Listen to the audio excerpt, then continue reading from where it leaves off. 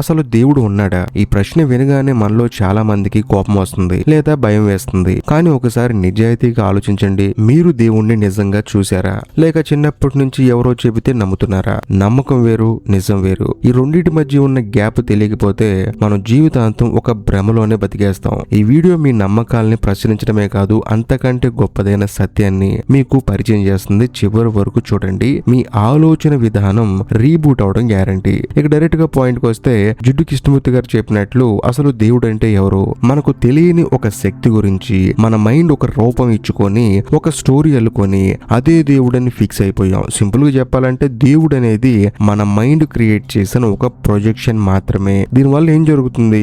మనసుకి ఏదో తెలియని ఒక ఓదార్పు దొరుకుతుందేమో కానీ నిజం తెలియట్లేదు. పైగా ఈ నమ్మకం మనుషుల్ని కలపడానికి బదులుగా విడదీస్తుంది. నా దేవుడు గొప్ప అంటే నా దేవుడు గొప్ప అని చెప్పేసి మనుషుల మధ్య గోడలు కడుతున్నాం. బయట ప్రపంచంలో ప్రేమ, శాంతి గురించి మాట్లాడుతూనే లోపల మతాల పేరుతో, కులాల పేరుతో ద్వేషాన్ని పెంచుకుంటున్నాం. నమ్మకం మనల్ని హింస వైపు నడిపిస్తుంది. మనిషిని మనిషిగా చూడనివ్వకుండా చేస్తుంది. ఇది నిజంగా మనం ఆలోచించాల్సిన సమస్య కదా. సరే, అసలు మనం ఎందుకు ఇంతలా నమ్ముతున్నాం? మన నరాల్లో ఈ నమ్మకం ఎందుకు జీర్ణించుకుపోయింది? దీనికి ఒకే ఒక ఆన్సర్: భయం. లైఫ్ అంటేనే అభద్రతా భావం, అంటే ఇన్సెక్యూరిటీ. రేపేమవుతుందో తెలియదు, చనిపోయిన తర్వాత ఏమవుతుందో అసలు తెలియదు, కష్టాలు వస్తే ఎలా కాపాడుతారో తెలియదు. ఆ భయం నుంచి తప్పించుకోవడానికి మనకి ఒక సపోర్ట్ కావాలి, ఒక సెక్యూరిటీ గార్డ్ లాంటి వాడు కావాలి. ఆ అవసరం నుంచే మనం దేవుణ్ణి సృష్టించుకున్నాం. ఇంకో విచిత్రం ఏంటంటే, మనం మంచిగా బతకడానికి కూడా దేవుడు కావాలి. దేవుడు చూస్తున్నాడు, తప్పు చేస్తే పాపం తగులుతుంది అనే భయం లేకపోతే మనం మనుషులుగా బతకలేమా? అంటే మన మంచితనం వెనుక కూడా స్వార్థం, భయం ఉన్నట్లే కదా. సాటి మనిషిని ప్రేమించడానికి, హెల్ప్ చేయడానికి ఒక ఇన్సెంటివ్ కావాలా?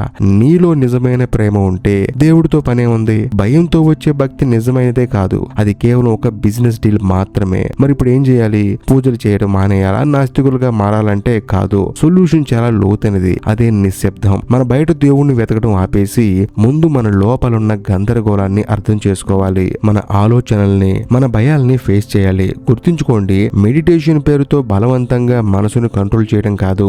ఎప్పుడైతే నేను భయపడుతున్నానో, నేను తప్పించుకుంటున్నాను అని నువ్వు నిజాయితీగా ఒప్పుకుంటావో అప్పుడే నీ మైండ్ సైలెంట్ అవుతుంది.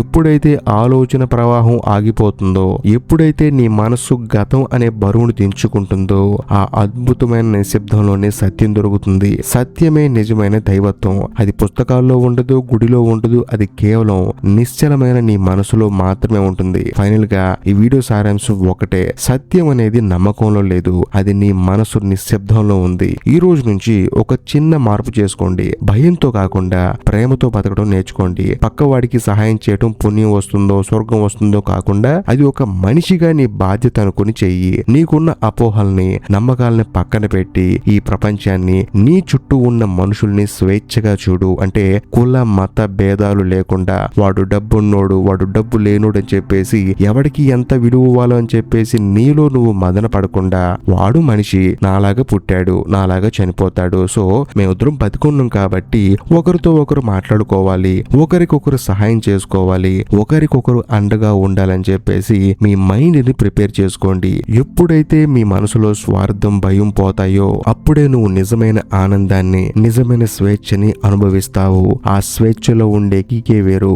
ఇప్పుడే ఈ క్షణమే ఆలోచనలన్నీ ఆపేసి ఆ నిశ్శబ్దాన్ని ఒక్కసారి ఫీల్ అవ్వు. ఆ నిశ్శబ్దం పేరే దైవత్వం. ఒక్క ముక్కలో చెప్పాలంటే, మీరు ఆ నిశ్శబ్దం అనే స్టేజ్ ని గనక రీచ్ అయితే మీలో ఉన్న దైవత్వం బయటకు వస్తుంది. అప్పుడు మీకు ప్రతి మనిషి ఒక దైవంలా కనిపిస్తూ ఉంటాడు. సో దైవం కనిపించిన తర్వాత మనకి క్యాల్కులేషన్స్ ఉంటాయా? ఉండవు కదా. సో మీ నిజమైన ఫీలింగ్ ని, మీలో ఉన్న స్వార్థాన్ని, మీలో ఉన్న ఆ భయాలన్నిటిని పక్కన పెట్టి మనిషిని మనిషిలా చూడండి. మీరు ఏ దేవుణ్ణి అయితే నమ్ముతారో ఆ దేవుడు కావాల్సింది కూడా ఇదే: ఒక మనిషిని ఇంకొక మనిషి గౌరవించడం, ఒక మనిషిని ఇంకొక మనిషి మనిషిలా చూడటం. నిజం చెప్పాలంటే దేవుడు మనల్ని భూమి మీదకి పంపించిందే అందుకు.